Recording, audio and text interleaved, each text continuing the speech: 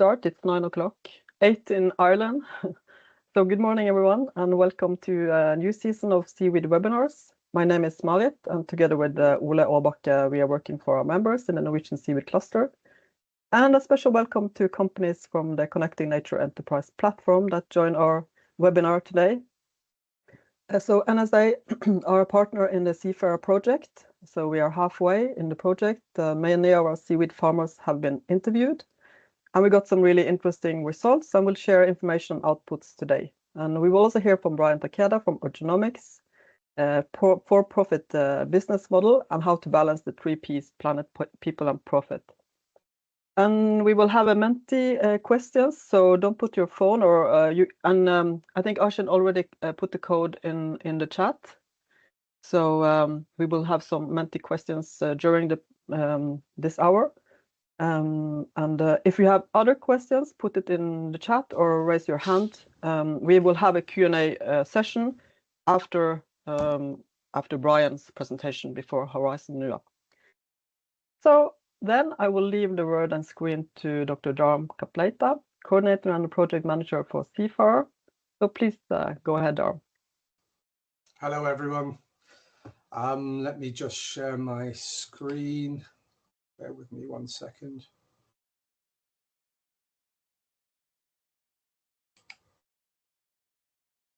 And you can tell me if this is working.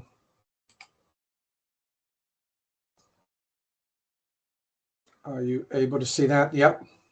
Yeah, we see it in the small. So if you okay. put it, yeah. I will enlarge. There we go. Is that working? Maybe it needs a second, or yeah, hasn't changed yet. If you have 2 screens, it's no. Okay, let me try again. Technology.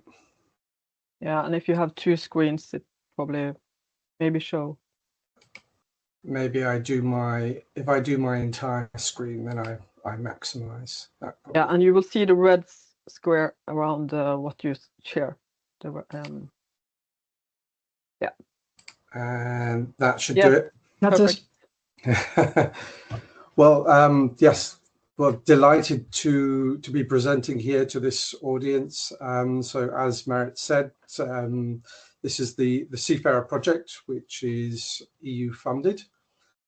So for those of you who didn't get the opportunity to, just in case, we are running a Menti, so it'd be interesting to have an interactive discussion with you on this topic. And this is the code that you need to put in as we ask some questions for this presentation. And some of you may be familiar with regenerative ocean farming, some of you less so. But either way, we're really interested to hear from you and to get your perceptions. We think it's a fairly early stage concept, maturing maybe in other fields like agriculture, but I think this is still nascent in the ocean space. So we're keen to understand how ideas and concept is developing over time. On that basis, we'd be really interested to hear if your perspectives and to capture them, and then maybe to make a comparison to what we've come up with so far. So yeah, if you could just take a minute to enter your responses using the Mentimeter.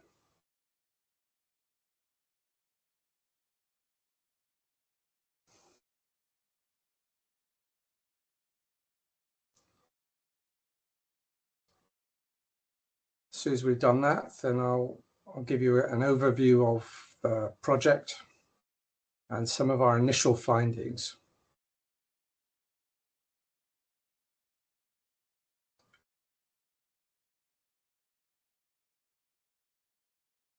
Of course, with this, it's not a yes or no answer, so you're going to have to use your brains first thing in the morning to come up with some responses for this. I think we may have run into our first technical difficulty. Oh dear. No, I'm just thinking, Oisín, the answers are probably coming up on your presentation or on your version because you're running the Menti. Would that be correct? Yeah, they're coming up here. I can see all the beautiful answers that people are saying. I don't know why it's not coming up on the presentation, but Okay. I can, I suppose, let you all know. Maybe what- share us during the Q&A or something, or give us a few answers there now before Darm starts. Yeah. Yeah, a lot of people saying biodiversity, a lot of people saying sustainability or sustainable, restoring ecosystems and cleaner seas, circular systems, natural, restoration, circular economy. So a lot of kind of very similar thoughts coming through. And yeah, I will take a kind of a screenshot of this and share it. I'll work on the Menti for the next one. Oh no, that sounds great. So this is all very, very familiar territory. So you'll be recognizing some of the concepts as we go through the slides then. So fabulous. So I'm just going to whiz through this slide, just to give you an overview of the C-FAARER project. As Marit said, we're only a 2-year project. We're just over halfway through. We're a consortium, small consortium of 5 partners, and the seaweed, the Norwegian Seaweed Association is a partner. Nofima also is a partner from Norway. And we have Horizon Nua from Ireland and Trinity College Dublin, and we have Red Rose as well from Ireland, and we have Seagoing Green from the Netherlands. And we are a transdisciplinary team, and C-FAARER is part of a portfolio of projects building on the capability of Trinity College Dublin and on the back of the Connecting Nature project. So yeah, we have a sister project called Cool Blue, which is focusing on the Baltic and North Sea. And they are also doing some really interesting stuff around regenerative, but they are, I believe, primarily focused on shellfish, but they also have an interest in seaweed. Our project taking a strategic focus on seaweed specifically. So that's our project. What's innovative about this particular funding call, and we recognize this early on, is that it's looking at 2 really innovative ideas and combining them. So regenerative ocean farming as a pioneering concept, and then also what's the role of community, a community-based approach, community business models, in terms of how to improve the social capacity and socioeconomic capacity of coastal regions, but also what is their role in improving the viability of some of these enterprises. So yeah, it's always good to start off with defining the scope and boundaries, because of course community and regenerative farming could cover a lot of things. So we draw on the European Commission's funding call criteria, which gives us some nice starting points. So some of the things you've mentioned from the Menti are here. So restoration, regeneration, seaweed forest habitats, marine habitats, mariculture principles. You'll notice permaculture is mentioned there. So that overlap from the regenerative agriculture space. And also from organic as well, so zero feeds and fertilizers inputs, limiting the damage on the and pollution. So yeah, it's, as I say, it's good to start off with what we think is in scope for regenerative and for community. And we're going to give you we're going to be, as part of the project, releasing some reports, and the reports are currently under review. So we're going to be going public with some of our reports on the framework, as well as the feasibility studies that we've done. And what we've done here is pulled out some of the key components of what we think is the potential benefits of a community-driven regenerative approach. And the boxes in the middle are some of those key components. Some of those are as you well know, pretty clear cut, and some of them you can tie back to business as usual, as we found with the interviews. So it's in everyone's business interests to reduce energy use, adopt circular design. You can tie these back to business as usual, but there are some that are sort of outside of the commercial business model. And the challenge then becomes, okay, well, how do you integrate that into a commercial approach? Also, there are components which are less clear around sort of design for high commercial value. So then you're getting into the debates around volume. What is the right volume? What is the right product that we need to aim for?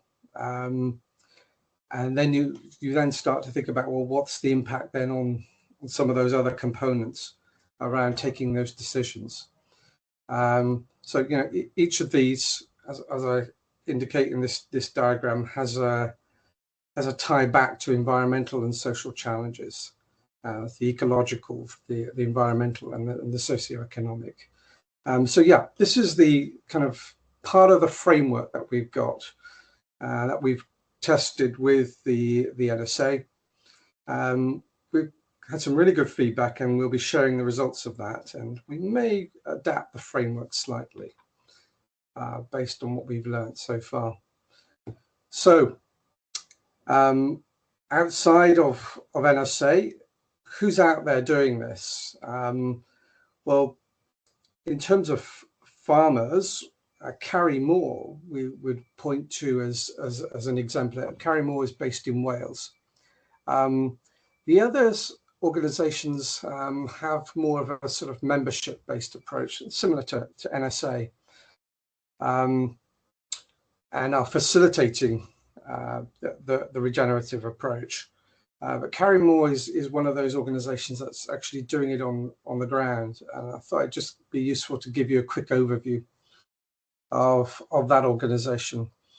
So relatively new, established in 2019. What's innovative about it is that it is a community-owned business, and they're very lucky in terms of being able to draw from the local community. So they have volunteers. They're able to supply their produce through their own retail outlet locally to the community. And they're also thinking, well, what do we do with this product? So they're also thinking about the value-added components. So getting the funding together to develop the seaweed refinery to work on biostimulants. So yeah, take a look at Carry Moore, take a look at their website. They're doing a lot in terms of PR. So they're sharing their story, and they have an interesting story to tell about how they bridged this two components of taking a community-based approach in a meaningful way, and also the regenerative model. So I'm going to finish on drawing out some initial insights from our feasibility work. So the interviews that were done with NSA. So Oisin, how much time have we got left? Yeah, coming up on just, I suppose, 2 minutes left. 2 minutes left. Okay, well, maybe I should, it's here for you to see in terms of the overall picture and what we've pulled out in terms of farming, business, environmental. These are just a snapshot. Once we have the full report, there's a lot more there. Yeah, it's quite a substantial document. But if I just pick out some of the key things that really jumped out, yeah, this idea of going back to restoration of seaweed forest habitats or coastal marine ecosystems, sequestration, reduce chemicals, high qualities for consumption. How do you scientifically measure some of these things? How do you measure those benefits? And have we accepted the science on how to measure them, and who's going to recognize them? And who's going to reward for those benefits? Will those rewards come from government schemes, or will they come from the market in terms of price?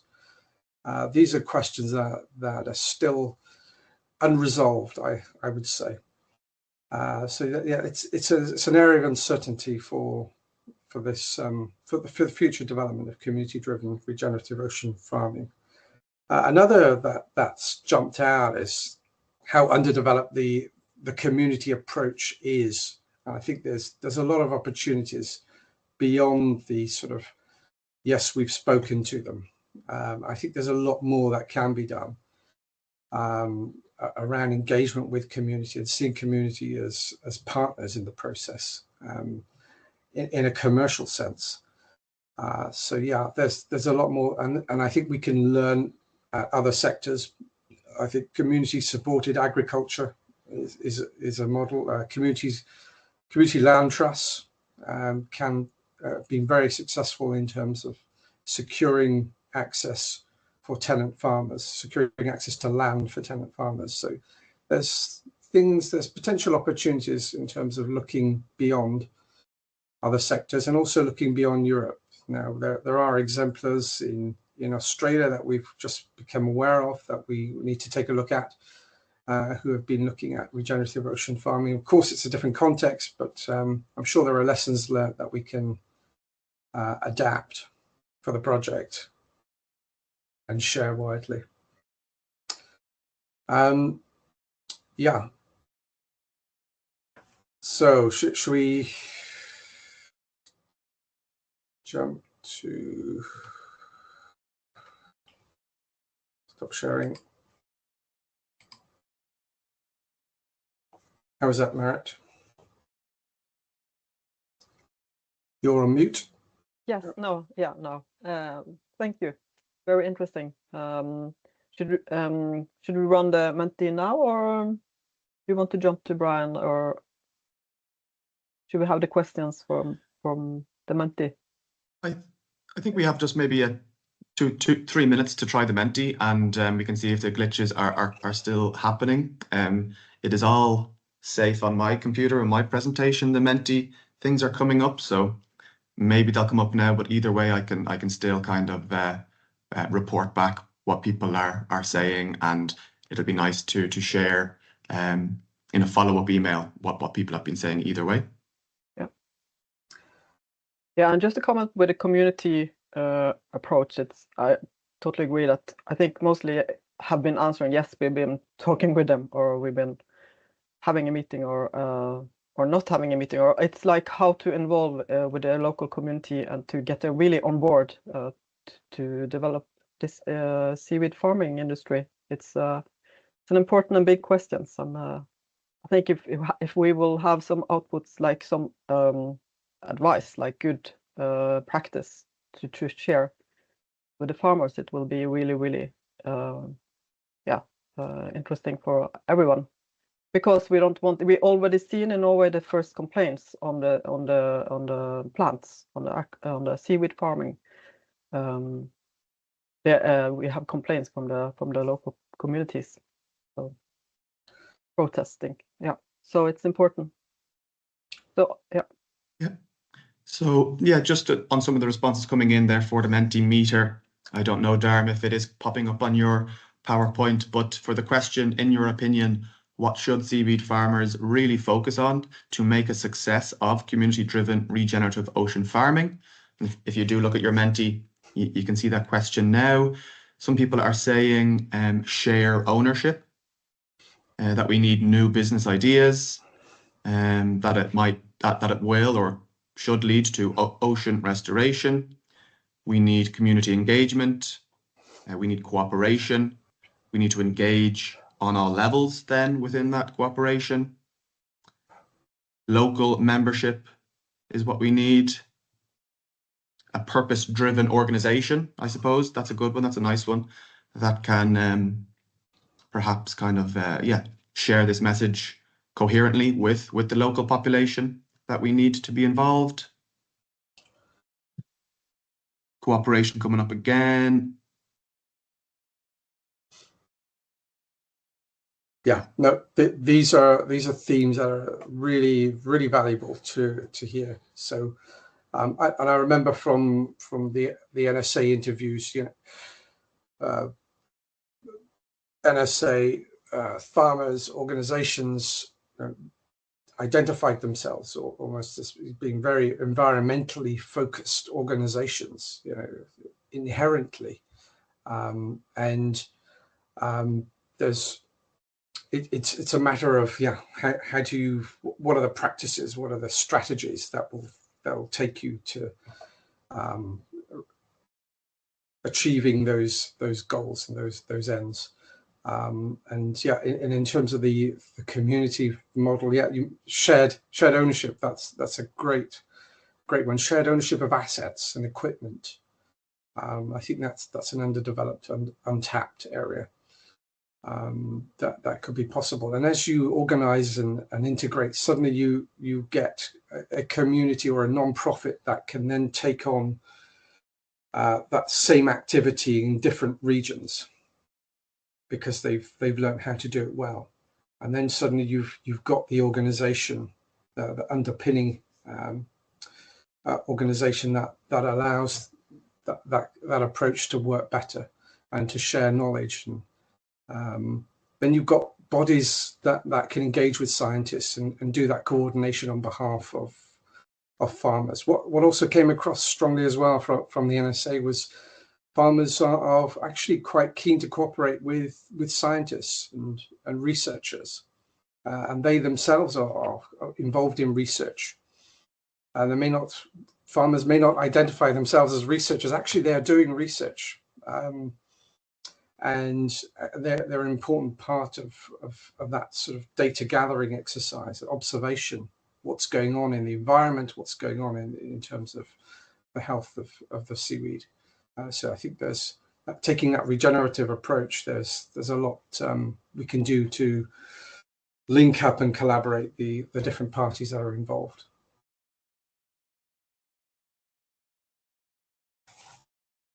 Yes, thanks. Should we open for comments, or should we go? I think we will give the screen to Brian, and then we will have a Q&A session. So please, Brian. Okay, good morning, everyone. Hi, Brian Tsuyoshi Takeda, founder of Urchinomics and a few other roles now, but I'll get into that in a second.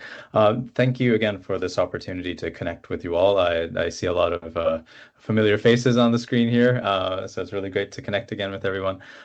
So I thought maybe I could break up my presentation into two chunks. The first half would be just a very brief overview of what Urchinomics is about, so that you have a concept of where I come from. And then I'll go into the actual for-profit business model of how it works, how we generate the revenues, and how our activities actually directly contribute to the restoration of kelp forests and contribute to coastal rural communities.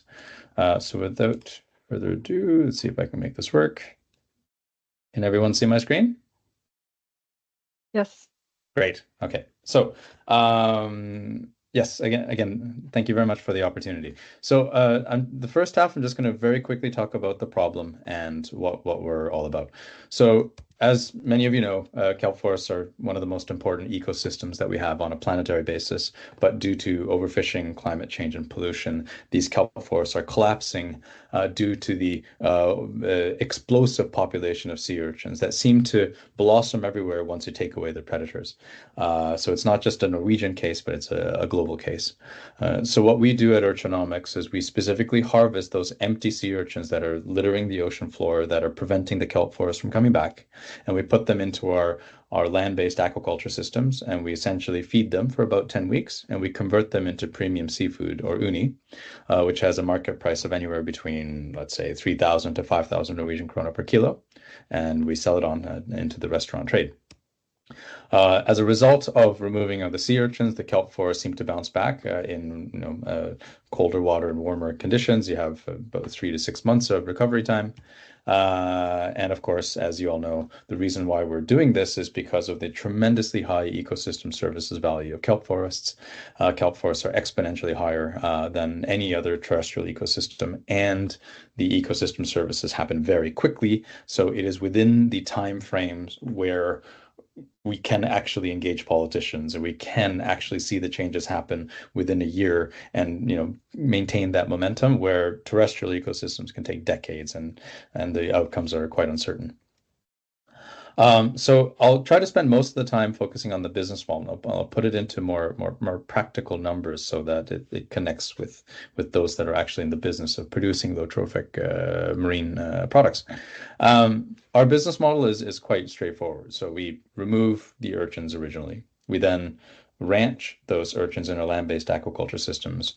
We then sell them, and then we take a portion of our proceeds to fund and support restoration initiatives.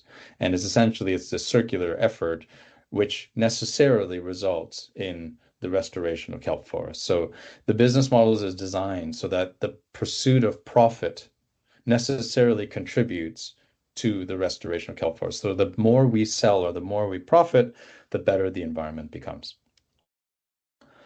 So to go through the actual value chain, so here's an example of a classic urchin barren that we have in southern Japan.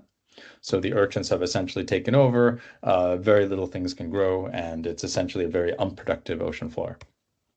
So we pay commercial fishers a fee to harvest these empty urchins. So rather than them going deeper and farther away into the kelp forest to try to find the best sea urchins that are in perfect state in the ocean, we actually tell them, no, fish the urchins that are really close to shore, that are empty, that are empty, but are preventing the kelp forest from coming back, and just bring them on. And what we do is we pay near market rates for the sea urchins. So from the fisher's perspective, it's actually much more lucrative for them to harvest for us, because they don't have to be digging into the kelp forest and going further away and deeper to get good urchins. They can get almost the same price by giving us effectively their garbage urchins that have no value, that are really close to shore.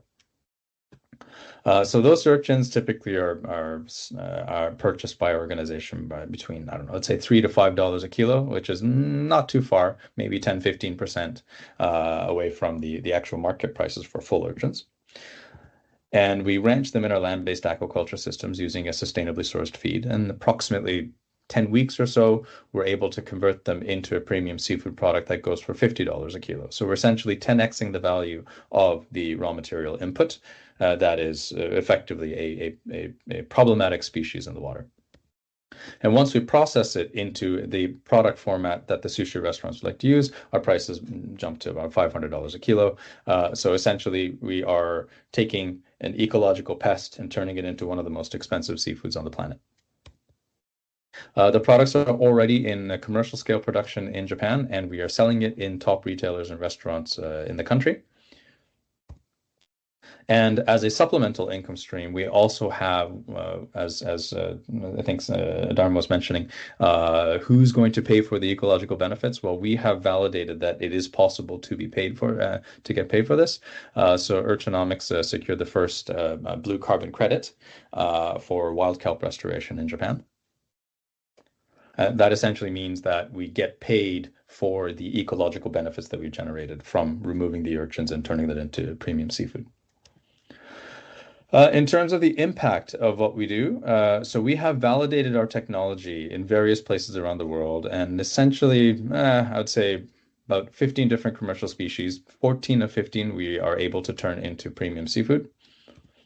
And just some examples of how they look like once they're ranched. Again, different species take different times. Some take 6 weeks, some take 12, but essentially it's a cycle that is much shorter than typical aquaculture. Here's an example of the before and after. So this is in Nagato, so in southern Japan, southwestern Japan. Remove the urchins, about 8 months, you get seaweeds and kelps coming back.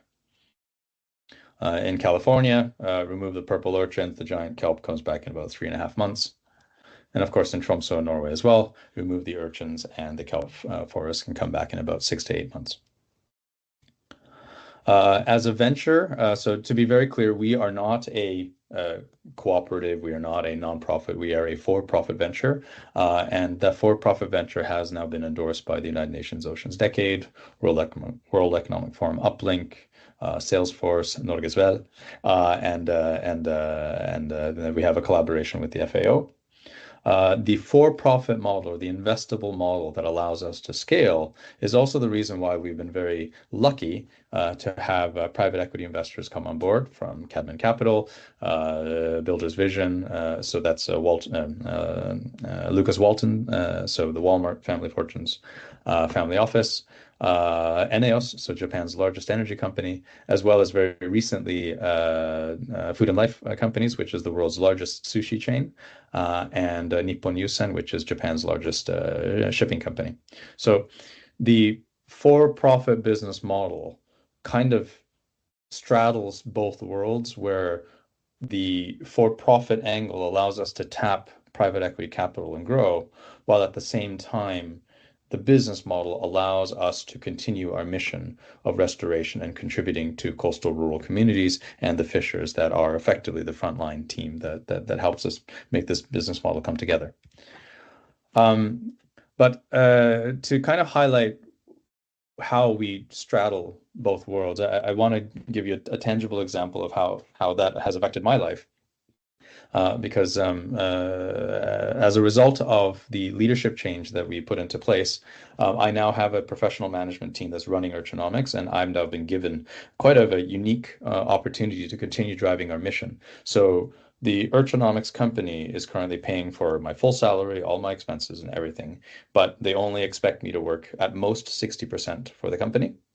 I'm given 40% of my time to dedicate to whatever I want to help save the planet, and that's pretty much the only constraint that they put on it. So what I now do is, beyond my engagement with Urchinomics, I also am a director for the Kelp Forest Foundation. So I will be leading the reforestation efforts. I also am one of the steering committee members for Nomade, the Norske Marinrestaurerings collaborative platform for wild kelp restoration in Norway.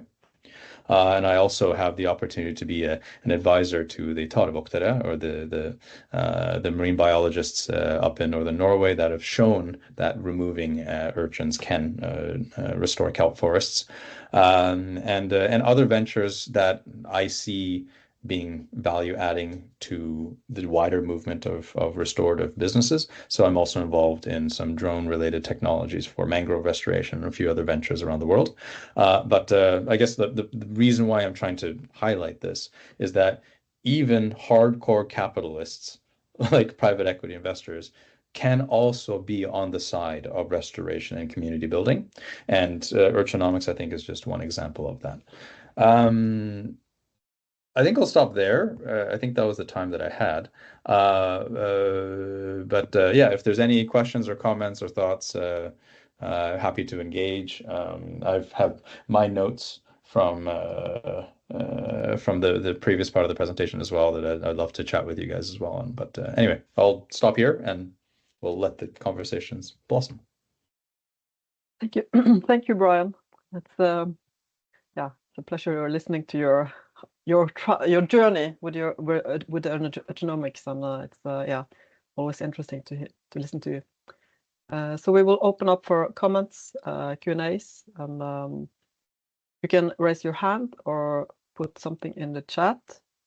But Brian, I can start with a question to Brian with what you heard about the community driven business model. You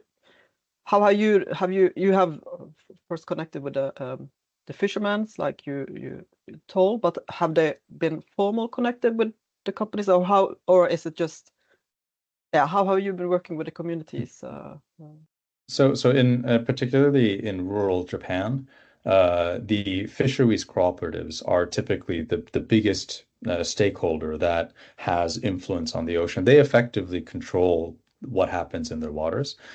So essentially, we collaborate with them. It's not just about informing and getting consent, but rather we actively engage them and we get them to be part of our business model. So our fishers are the members of the cooperative. They are the ones that are fishing. Their wives are often in our ranching facility helping to sort out the urchins and putting them into our facility. So we integrate quite well with the community, and it's not like some forced CSR obligation here. It's actually in our commercial interests to work closely with the fishers, because they're the ones that know the water way better than we do.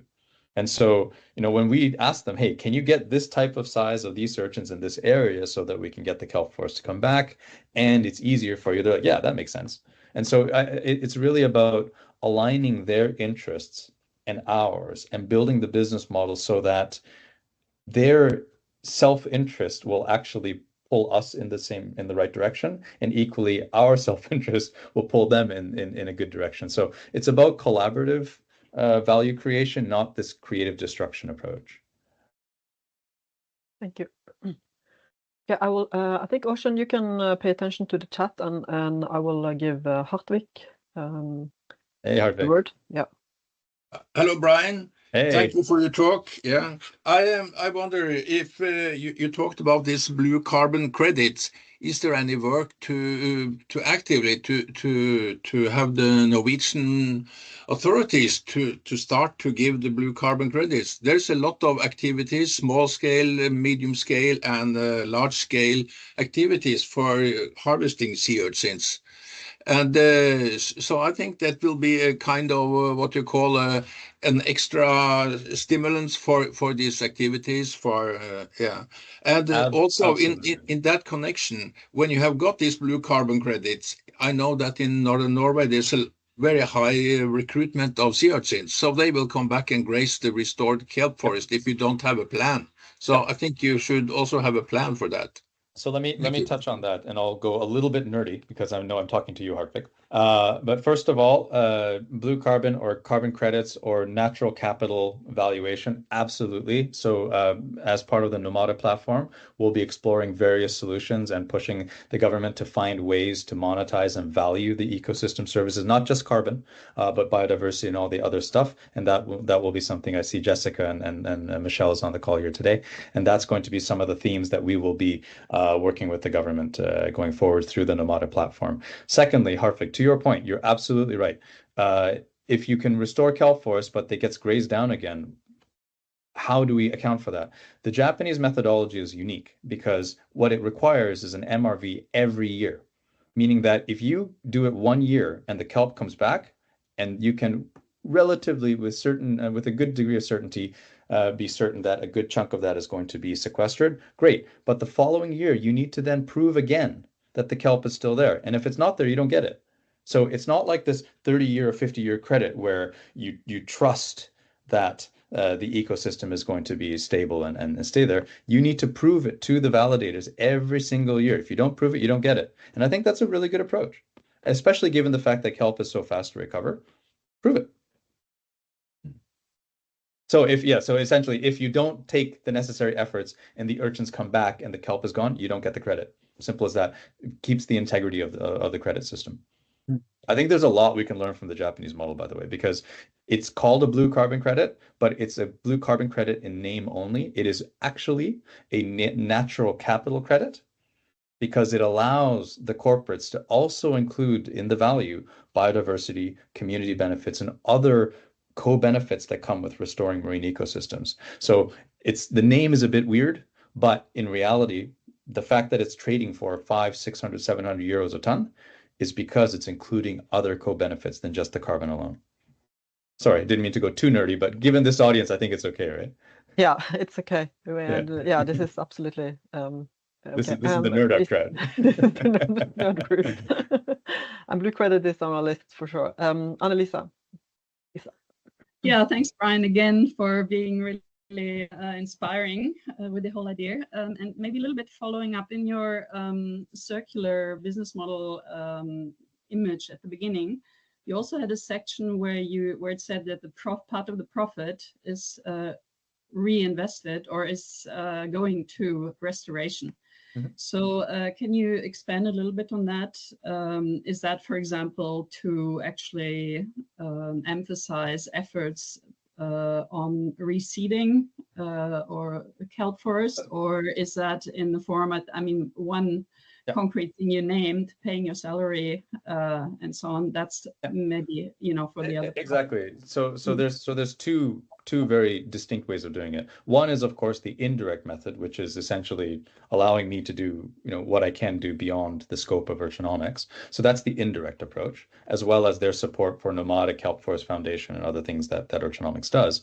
The other side, which is much more direct, and it has to do with the additionality of the credit, is that when our urchin divers are already harvesting commercially valuable urchins for the sake of commercial use, that's not additionality. That's just commercial activity.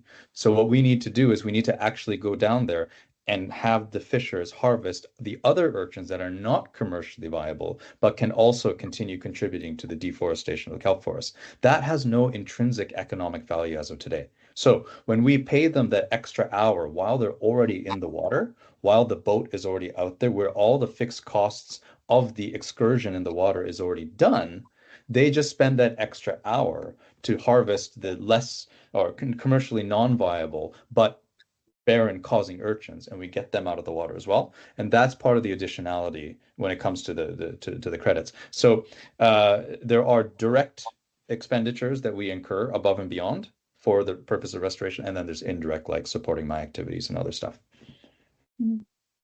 This is great. I love being with like kelp nerds, because now I can go a few layers deeper. So Ocean, I see there's some questions. Yeah. In the chat. Yeah. We have 2 questions here in the chat, and keep them coming if you're thinking of them. So first from Daniel, and I might butcher a Norwegian word here. I'll try my hardest. Yeah, urchin. Can you achieve similar prices with the Norwegian crocobola, or do prices vary a lot between regions and species? Yeah. So in Norway, we are very fortunate that the barren causing urchins are the cousins of the Hokkaido green sea urchins, which go for the highest prices in the world. So biologically speaking, we are quite lucky that the species we have actually taste really darn good. Our average pricing was probably around 4,000 krona per kilo, made from Norwegian supply. But I feel that Norway has a different opportunity. Rather than going after a small quantity of premium markets, because of the sheer volume of sea urchins that we have in the north, I think we can actually go after a more mainstream, large volume, lower priced alternative and just do massive scale, because that's what's going to help drive the restoration. If we only service Michelin star restaurants, we're not going to make a dent in the kelp forest restoration. It needs to be mainstream. It needs to be hitting the thousands of sushi restaurants that, you know, as you might have seen, you know, with having the world's largest sushi restaurant as our investor now, there is a whole nother market that we need to service, and that is large volume, lower price. And I think that Norway could be a major contender to supply that segment.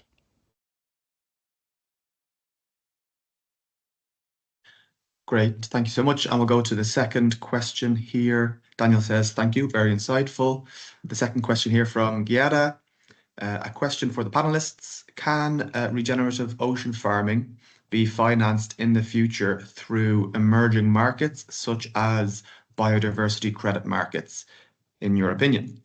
Are you already exploring this space, or is anybody currently exploring this space? So that's both to Darm and to Brian. I don't want to be the one that pops people's bubbles, but do you want me to be very candid on this one? I think these credits will be a nice supplement, but if you build your business model purely on the future of these credits, I think you're going to get into a lot of trouble. And I'll give you some numbers. Our blue carbon credit required us to harvest 1,860 kilograms of sea urchin from an area of about 1.3 hectares in order for the kelp forest to convert back from a barren state to a kelp state. That cost us a little over 10 grand, $10,000, $12,000 in direct costs to remove the urchins so that the conditions of kelp forest would come back. With the Japanese blue carbon credits, which are natural capital credits, which currently trade for 12 times the value of today's carbon prices, it covers maybe 15% of our operating costs for that harvesting. So is it nice? Yes. It's great to have a few $1,000s come in for the ecosystem services benefits at those high prices, but there's still massive amounts that we need to cover.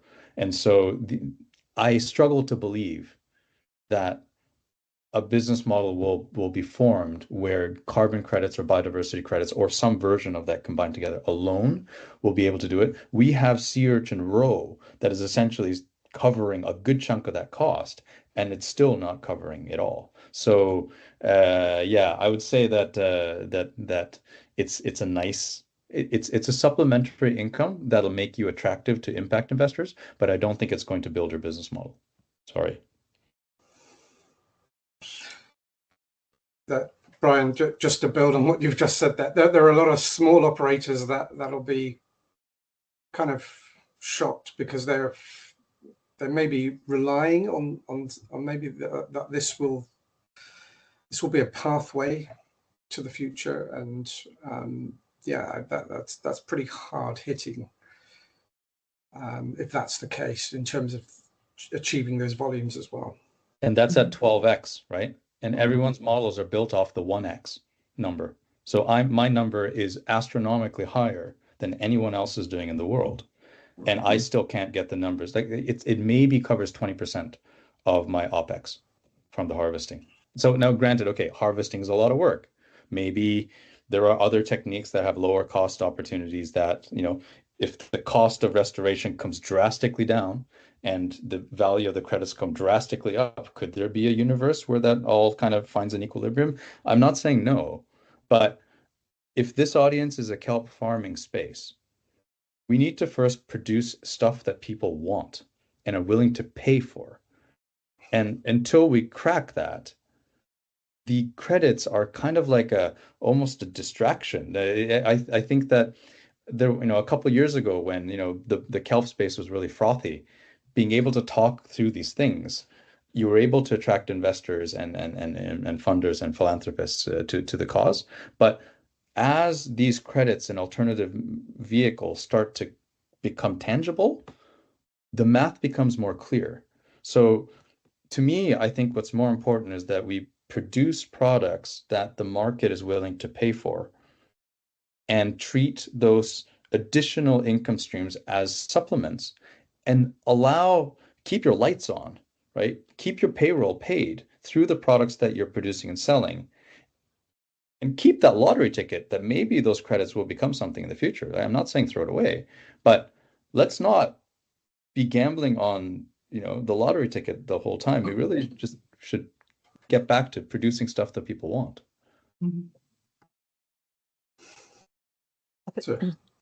Yeah, I think we have to move on to Isabel, and you can also take the last, because this will be continued.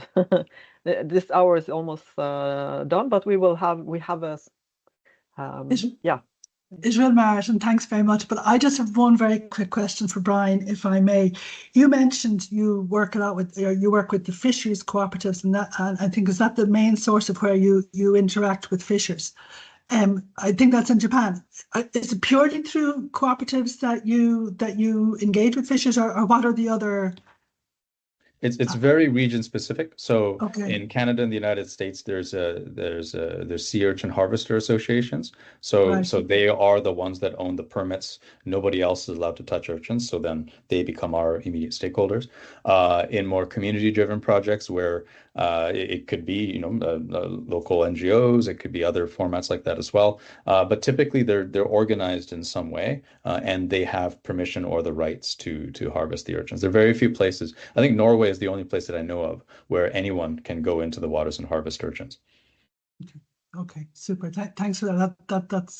That's interesting. Okay, just to wrap things up, I'm just going to share my screen here with you. But my name is Isabel Fletcher. I'm CEO of Horizon NUA, and we're one of the partners, as Dar mentioned, in the C-FAARER project. we're a not-for-profit organisation, and we work very much in the support of what we call nature-based enterprises working with and for nature. I don't know, can you see my screen there now? Not in fully screen, but it's okay. Not it's full screen. Okay, I just have I really just have a couple of slides. Yeah. Part of our role in C-FAARER really is about working to see how this community-based business model, or this a type of community-based business model, might work in practice. And we've had some really interesting conversations with some of the NSA members around their own business practices and maybe how they interact with the communities. We're fascinated to learn more about the sort of this cooperative model, and that's the really interesting feedback there from Brian around how fishers kind of group themselves and what are the opportunities that might exist to work with groups of fishers in different regions, both in Ireland and Norway, to look at how community business models might, how that type of a model might have some impact on your individual businesses. So to that end, we have a support program that we're going to run through the month of October with businesses from both Norway and Ireland, because they're the two countries that are part of the C-FAARER program, where we're going to run some workshops with you on business models, introduce you to the different types of business models that might be applicable for seaweed businesses. So quite open. I mean, this would include the for-profit model, as well as looking at more non-commercial, more cooperative type models, to see what is kind of practical maybe for your business, and what are the opportunities maybe to help you grow and scale both on a profit or a commercial basis. Subject then, I suppose, to where we see businesses going, to where we see the direction of all of that. We will provide some follow-on support with some social business model canvas and look at more community-based approaches, and maybe look at that, dig into that cooperative model a little bit further and see if there's opportunity there. The third workshop then we're planning is for the Blue Invest Fund and community to present on the opportunities and the investment opportunities, or scaling opportunities, I suppose, that the Blue Invest Fund presents for fishers and people involved in the seaweed industry. So they will be making a presentation, date to be confirmed, but sometime in October. And from then, if there is interest and people are considering maybe pitching for investment and putting a plan together, we can do a little bit of mentoring and one-to-one activity around that to support businesses in that. So I think Oisin is going to put up just if anybody is interested in exploring business models for your own business and looking at this, he has a registration form. He's going to put it into the link. We're probably going to start the first week in October, really from the week of the 2nd of October, run it over 3 weeks. And because I understand that once you get into October, you guys get busy again in your own farming businesses. So thanks for that. Oisin, I'm going to stop sharing now because I can't see the screen. So I'm not sure if that registration form has gone in. It has there, and through Marit we will also follow up with email to all the participants here today and on the Irish Seaweed Association membership. Thank you. Marit, if I can just say one quick thing. Yeah. Everyone, really pleasure to connect with you all. And for those that it's the first time meeting digitally, I'd love for us to connect on LinkedIn and say hi this is my tribe. So it's really great to be able to connect more with people like yourselves. I just put my contacts in the chat. Thanks. Perfect. I see that the link, Oisin, is not, it's closed for the organization, but we will send, I have all the emails in case not some are hidden on the list for this from this meeting. So we will send it to you all. Yeah, thanks for that, Ronan. I just let you know it is changed now, but thanks for being so quick on that. Yeah. Cool. So do we have a last Mentimeter questions or any comments? I see on the invitation it's was like, is this applicable for Norwegian seaweed farmers? Does anyone want to give some thoughts or comments on what you heard about the community-driven business models and any Oisin?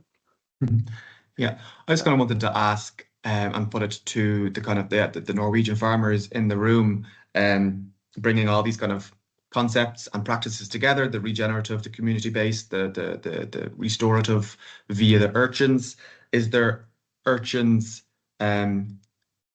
invasive in a location close to anybody's kelp farm themselves in Norway?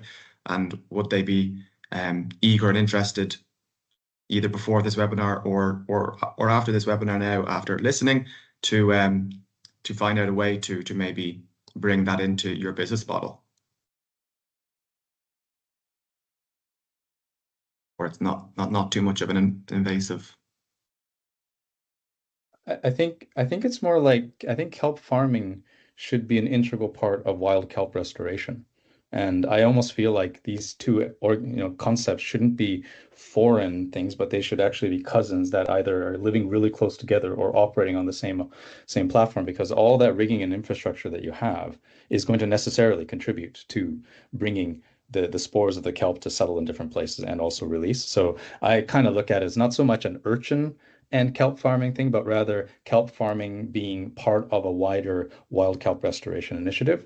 I think that might be something that also buys social license, especially if those people that are complaining about kelp farms need to also take responsibility for losing their kelp farms over the last 50 years. So, rather than kelp farming being some third-party commercial entity that's happening in their waters, rather it is part of the solution to restore the wild kelp forests that were lost under their watch.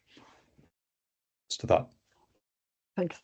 Ronan, would you want to give a comment? Because you are going to present your company in some weeks at this webinar, because you are new in the cluster. But I know that this is, you have the both sides, as Brian just said. Do you want to give a comment? Yeah, I mean, to answer a bit the question, there is no urchin, for example, under my farm at all. And for now, it's still a bit early, the project, so it's not something that we'll really look into. There are some, like, close by, there's a lot of places with a lot of urchins, but not directly under the farm, somehow. But yeah, it would be something that would be nice to work on, to actually have just not, our kelp, but go a little bit further and also have an impact on the environment around and do something positive around there. If kelp farmers already are growing kelp, right, and you have 50 lines out there, adding one extra line that allows wild natural spores to settle and restock, for example, I don't think it's that much extra work for you guys because you're already doing it, right? The N+1 cost I don't think is relatively that big, but you can have a tremendous outsized impact on the restoration effort as well. So I think it's all about trying to do what we can with without burdening the for-profit model. And I think if we all contribute a little bit, I think kelp farmers can be a real major driver to helping to restore wild kelp stocks, because they don't have to be right beside you, right? Those spores can travel really, really long distances. Yeah, actually, just to quick on that, it's not even one line this year. Actually, all the lines will be on this stage because there's no harvesting for us. So everything we planted actually is going to be served to really spoil the environment. It was not a decision made at first, but the customer was not ready to receive the product, so it stayed, and now it's just for biodiversity, basically. It's a scenario for many kelp farmers this year, so we will see the effects. Yeah, Marianne, I think the last question will go to you for comment. Yes, I think Brian has a very good idea, but I think then the regulations in Norway needs to be changed, because it's very difficult. If you are close to a natural kelp forest, then you might not be allowed to actually start, and they don't want the spores to be spread either. So that's kind of the precautionary principle of the people giving the licenses. So it's a little bit hard, I think, at the moment. But if you didn't spore the lines with your but just left the infrastructure there, just let the rope sit there, do you think the authorities would have a problem with that? You mean to have this natural seeding of spores from the sea? Exactly. So not the ones that are put, on the twine and placed that are obviously, from a spore bank somewhere, but rather just a buoy and a rope and a buoy and just letting nature do what she does. That might be. Then you need a license to put the rope there, but that could be easier. Right. Fair enough. So Okay. It's not that easy, but yeah. Yeah, it's not straightforward. I would just now we have two quick questions, Lisa and Hartvig, or comments? Yeah, just a comment. I mean, the whole discussion on interactions of populations from farmed and wild populations in terms of genetics and other interactions is actually a bit more complicated, and we know too little. And if we look to the salmon or fish farming and what happens with escapees, how do they impact natural populations? So it's this whole field of questions that we need to be sure about. It's not, unfortunately, not that simple to say, well, we release as much as possible into the wild to regenerate kelp forest. The other thing is, in our experience, if it doesn't work necessarily like that on the lines, not all species just become fertile. And so, it's a bit more complicated, but I think the idea to integrate what we do for the benefit of the natural environments should be a starting point and should be integrated in our thinking. Absolutely. Yes. Okay, quick, Hartvig. Yeah, just say that we have been working with the recovery of kelp, both with the restoration, active restoration, and the natural recovery, and all the 6 kelp species along the Norwegian coast come back by themselves, whatever you're doing. So the help from a kelp farm will not do anything to that, I think, and also you don't know which species that belongs to this part of the coastline. So I think that the natural recovery in Norway, we are really lucky for that. Okay, thanks all. I just want to mention that next year we will have, together with a C-FAARER project, together with Nofima Low Trophic workshop that they normally have in Tromsø, but next year we will have it in Bergen, the 2nd of April. We're already starting to plan the program, so this could be a topic that it's interesting to discuss further. So thanks all. Thank you, Durham and Brian and Isabel, and yeah, we will give you a mail with a link for the next webinars, and yeah, so thanks everyone. Have a nice day. Bye. Thank you. Thank you. Bye.